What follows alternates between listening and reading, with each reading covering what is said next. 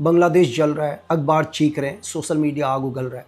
12 तारीख को 32 साल के उस्मान हादी को गोली मार के हत्या कर दी गई और आज 10 दिन के बाद 22 तारीख को एनसीपी के एक और नेता को गोली मारी गई। एक ही हेडलाइन, बांग्लादेश जल रहा है। लेकिन सवाल ये है यार, क्या सच में वही चल रहा है जो हमें दिखाई दे रहा है, या सिर्फ ये एक पर्दा है ताकि दुनिया से बहुत बड़ा राज छुपाया जा सके? और मैं ये नहीं कह रहा हूं, इतिहास गवाह है, जब भी किसी देश के अंदर बहुत बड़ा होने वाला होता है ना यार, तो उससे पहले बहुत सारी अफवाहें फैला जाती हैं, जैसे हत्या, डर, खून, धमाके। कहीं ऐसा तो नहीं है कि बांग्लादेश के अंदर बहुत बड़ा होने वाला है लेकिन आम जनता से वो सब कुछ छुपाया जा रहा है? तो क्या होने वाला है बांग्लादेश में? ऐसा क्या है कि कुछ दिन से दोबारा पूरा का पूरा बांग्लादेश आग में जल रहा है? इस पूरे को जानेंगे आज के वीडियो में। दुनिया की सबसे खतरनाक चीज आग नहीं होती, बल्कि वो सच होता है जिससे आपका ध्यान जानबूझकर हटाया जाता है। हम थोड़ा सा पीछे आएंगे यार। आप सभी को पता है कि 16 दिसंबर 1971 में बांग्लादेश आजाद हुआ, मतलब 26 तारीख को, क्योंकि बांग्लादेश का युद्ध तो हम 16 दिसंबर को जीत चुके थे, इसलिए हमारे को क्या था, 16 दिसंबर को विजय दिवस मनाया जाता है, ये आप सबको पता है। और बांग्लादेश के जो पहले राष्ट्रपति बने वो बने शेख मुजीबुर रहमान, और राष्ट्रपति जो बने वो बने जियाउर रहमान।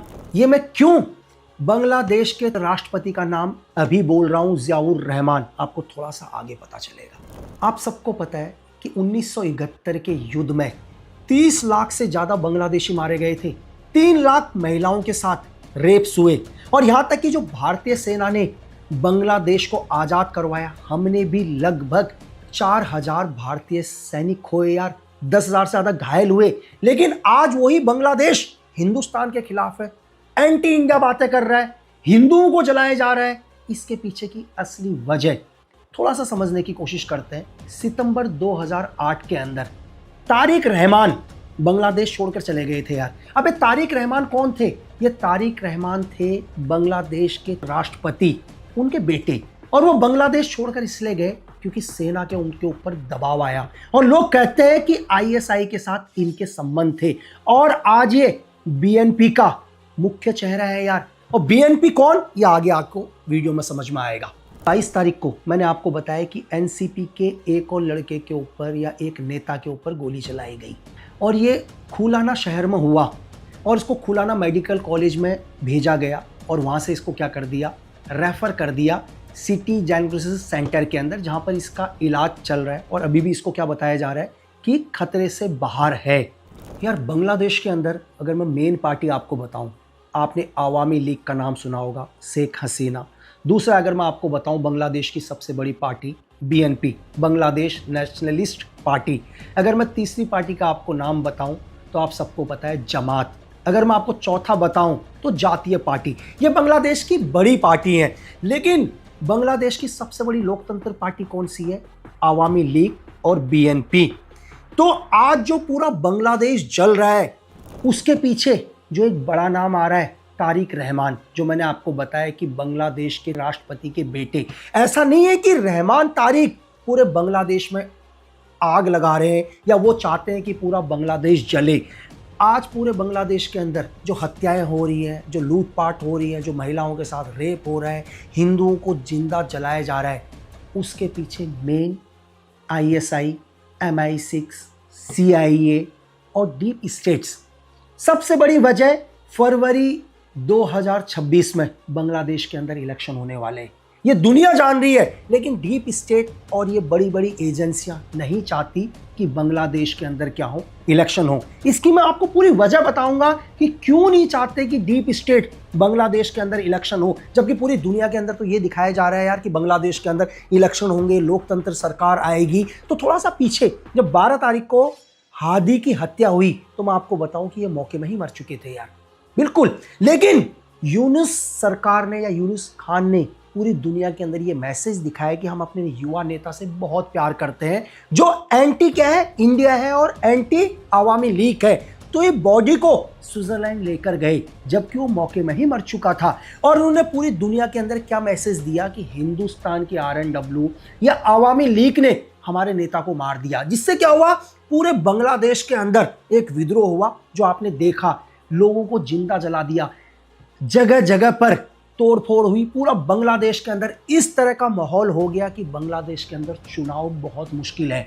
और इसी को बरकरार रखने के लिए 10 दिन के बाद इन्होंने एक एनसीपी के नेता के ऊपर गोली चला दी, वो भी गंभीर रूप से घायल है। और इन्होंने फिर क्या मैसेज दिया कि हिंदुस्तान की आरएनडब्ल्यू या आवामी लीग क्या कर रहा है, हमारे नेताओं की हत्या कर रहा है। एक पल के लिए सोचकर देखो कि पूरी दुनिया को पता है, आवामी लीग को भी पता है कि फरवरी में इलेक्शन होने के चांस हैं, तो कोई अपने विरोधी को नहीं मारता यार, क्योंकि पूरी की पूरी जनता क्या करेगी, नफरत करना स्टार्ट कर देगी। तो ये आईएसआई का पहला गेम था कि अपने ही एक नेता को मार दो, जिससे क्या है, पूरी बांग्लादेश की आवाम किससे नफरत करने लग जाए, आवामी लीग से और हिंदुस्तान से। ये जितना हिंदुस्तान से नफरत करेंगे, आईएसआई क्या आएगी, इनके नजदीक आएगी, लोग पाकिस्तान के ऊपर भरोसा करेंगे। और ये चाहते हैं कि किसी भी कीमत पर पूरा का पूरा कंट्रोल किसके पास हो, यूनुस के पास हो, क्योंकि यूनुस क्या है, एक प्रॉक्सी है डीप स्टेट का या वेस्टर्न के उन देशों का जो नहीं चाहते कि एशिया के अंदर शांति हो। आज पूरा मिडिल ईस्ट को आप देख सकते हैं कि यूक्रेन और रशिया का वॉर, आप देख सकते हैं सीरिया खत्म हो गया, आप देख सकते हैं गाजा खत्म हो गया, आप देख सकते हैं एशिया के अंदर कैसे बांग्लादेश खत्म हुआ, कैसे श्रीलंका खत्म हुआ, कैसे नेपाल की गवर्नमेंट गिरी, ताकि पूरे एशिया के अंदर क्या हो सके, एक युद्ध का माहौल हो सके। और आज हिंदुस्तान एक सुपर पावर की ओर बढ़ रहा है, तो कैसे हिंदुस्तान के चारों तरफ जो भी देश है उनको डिस्टर्ब किया जाए। ऐसा नहीं है कि मैं आज बोल रहा हूं, आप मेरा वीडियो देखो, नीचे वो जमात आ गई, बांग्लादेश के अंदर जमाती लोग चाहते थे, तो पूरी कोशिश है कि वो लोग फरवरी में इलेक्शन करें। तो मैं आपसे ये कहूँगा, जो मेरा तजुर्बा है या मेरे जो लोग हैं, कि यूनुस गवर्नमेंट पूरी कोशिश कर ले, आईएसआई पूरी ताकत लगा ले, इलेक्शन नहीं होंगे सर फरवरी में बांग्लादेश की। मैं पिछले 6 महीने से लोगों को ये कह रहा हूँ कि बांग्लादेश के अंदर deep states, MI6, CIA, ISI किसी भी कीमत पर इलेक्शन नहीं होने देंगे। अब आप कह रहे होंगे यार क्यों बांग्लादेश के अंदर ये डीप स्टेट्स या ISI या CIA या ये लोग नहीं चाहते इलेक्शन हो। मैं आपको वजह समझाने की कोशिश करता हूं। सबसे पहले क्या है, मैंने आपको बताया कि बांग्लादेश के अंदर 4 बड़ी पार्टी, उन 4 पार्टियों में सबसे 2 बड़ी पार्टी कौन सी, आवामी लीग और BNP। ये 2 लोकतांत्रिक पार्टी हैं, मतलब बांग्लादेश की 35% जनता किसको पसंद करती है, आवामी लीग को करती है, और 30% और 35% BNP को ही पसंद करती है। लेकिन क्या हुआ, ISI ने क्या किया या डीप स्टेट ने क्या कर दिया, शेख हसीना की पार्टी के ऊपर तो प्रतिबंध लगा दिया। अब शेख हसीना चुनाव नहीं लड़ सकती। अब बांग्लादेश की सबसे बड़ी पार्टी क्या होगी, BNP पार्टी हो गई। लेकिन बांग्लादेश की जो आवाम है वो लोकतंत्र चाहती है यार, वो नहीं चाहती कि वहां पर तानाशाह हो, तो BNP सरकार में आ जाएगी। अगर फरवरी में इलेक्शन होते हैं तो BNP सरकार में आएगी, क्योंकि BNP भी लोकतंत्र पर भरोसा करती है। यहीं पर डीप स्टेट का प्रोपोगंडा, वो नहीं चाहते कि BNP इलेक्शन जीते। बेशक डीप स्टेट ये दिखाने की कोशिश करते हैं कि वो BNP के साथ हो, चाहे ISI ये दिखाने की कोशिश करती हो BNP के साथ हो, लेकिन ISI और डीप स्टेट्स को पता है अगर BNP आएगी तो फिर हिंदुस्तान के साथ क्या होगा, अच्छे रिलेशन हो सकते हैं, क्योंकि लोकतंत्र सरकार आएगी ना। तो मैंने क्यों नाम लिया था बांग्लादेश राष्ट्रपति का नाम, क्योंकि उनका बेटा तारिक रहमान, और ये BNP का सबसे बड़ा चेहरा है यार। अगर कल ये प्रधानमंत्री बनते हैं बांग्लादेश के, इनकी मजबूरी होगी हिंदुस्तान से अच्छे रिलेशन बनाना, क्योंकि बांग्लादेश की जनता लोकतंत्र चाहती है। अगर ये चाहते हैं कि बांग्लादेश में शांति हो, बांग्लादेश धीरे धीरे आगे बढ़े, तो हिंदुस्तान के साथ अच्छे रिलेशन, क्योंकि हिंदुस्तान ने हमेशा क्या चाहा है, बांग्लादेश का हित चाहा है। और यही डीप स्टेट और ISI नहीं चाहते कि किसी भी कीमत में दोबारा हिंदुस्तान से रिलेशन अच्छे हों, क्योंकि ISI और डीप स्टेट का मोटो क्या है, उनका मकसद क्या है, मैं आपको समझाने की कोशिश करता हूं। वो ISI को पहले ही प्रॉक्सी के तौर पर यूज करते हैं। इन्होंने क्या किया, 1947 से ही आपने देखा होगा कि कश्मीर में हमेशा आतंकवाद को फैलाते हैं ये लोग। और आज जब इन्होंने देखा कि सबसे बुरे हालात हैं बांग्लादेश के, इस टाइम बांग्लादेश को हम जैसे चाहेंगे वैसे घुमाएंगे ISI को फ्रंट में रखकर, ताकि क्या हो, ISI का अगर पूरा कंट्रोल बांग्लादेश में हो जाएगा तो ये नॉर्थ ईस्ट को भी डिस्टर्ब करने की कोशिश करेंगे। एक तरफ तो क्या है कि ये डिस्टर्ब करते हैं JNK कश्मीर को, अब ये नॉर्थ ईस्ट को भी डिस्टर्ब करेंगे, तो हिंदुस्तान को 2 तरफ से क्या करना, डिस्टर्ब करना। इसलिए पूरे बांग्लादेश को क्या करना, कंट्रोल करना। और अगर फिर बांग्लादेश में लोकतंत्र आ जाएगा तो इनकी पूरी मेहनत खराब हो जाएगी। तो इन्होंने क्या किया, ठीक इलेक्शन से पहले अपने ही 2 नेताओं के ऊपर गोली चलाई, अपने एक बड़े नेता को मार दिया, ताकि ऐसा डिस्टर्बेंस माहौल क्रिएट किया जा सके जिससे बांग्लादेश में चुनाव ही ना हो।